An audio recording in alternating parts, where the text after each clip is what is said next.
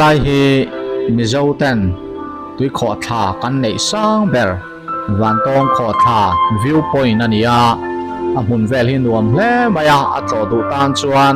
fur lai tui tam lai hi anal hun lai a moi hun lai an tia an kal hun lai hian tui ala tam em lova a mai ro chu a moi hle to maya a mun taka zukal hi a boi thak de uhleka ral khata tangin ti hian viewpoint thatak mayan lo siama a mun vel po anuama ei ti hian he ti lai tlanga kan hui viewpoint chu ni ta helai atang hian van tong kho tha hi ral khata azu mu theya a muna zukal chuara ho zo ke antia a muna zu su thak her ngai levin ti hian ral khata tangin nuam tak mai nal tak mai na thlir pha ka helai mun hi kan vatlo ve a vel te po thing le mau te alo la tam em ma chu ti ro le ro chuan kan mun ma te hi hum hal na chang kan riat lo rei lu tuk to awangin abul vel kan ti chereu na sa a chu chuan tui na ati kanga apoi le maya helai van tong kho thla te po hi tunaya thale zual zok hian hum hal thei ni selangin ti chuan tui na po atam zo kanga tui kho thla po hi amoi zok na yang ti kha arin oma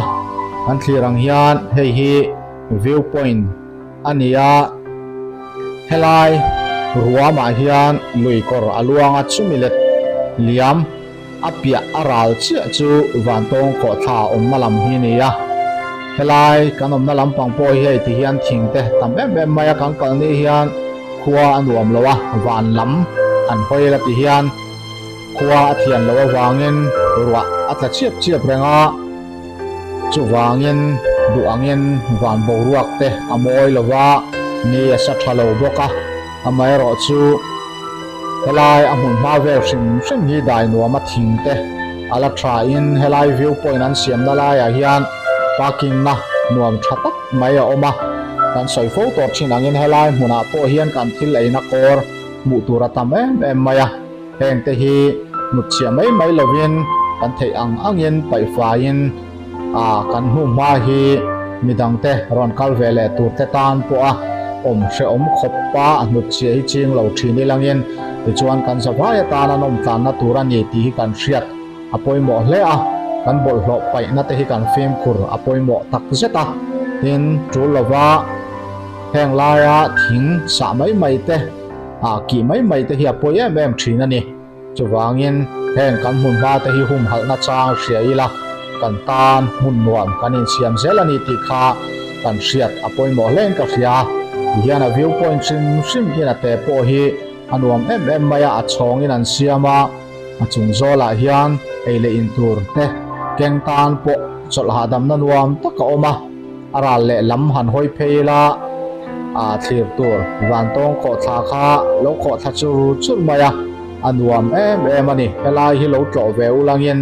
inin chirin arin nom lo akal na hian hong hi hong tha han ti lutuk tur ni lem lo ma se then zol khwa kan tlan pela lung lei ro ta kan tlan pheya ti chuan peng alo oma peng atang hian a hla lutuk to lova ti chuan kong hi kar po in olsam takin akal theya a mun helai va thlen to hi chuan hole mai po pupurom khopien na mun ma hi anuam ani keini po hetelai huna hian kan vakala hun nuam tak kan va manga heng lai vel te hi amuna kal ve theilo tenin lo thlir ve kan du sia ti hian rem chanang angin tha te kan han lakwal ve ania lo na hun tha kan ne ani chuan tun fur lai te hian atlo hun lai takani achan chu ka soi to ang khan helai hi fur lai tui tam lai hian tui kho tha te hi amoi zual bi kan tia chuwangin helai mun hi lo tlo ve theu turin an han som chu ani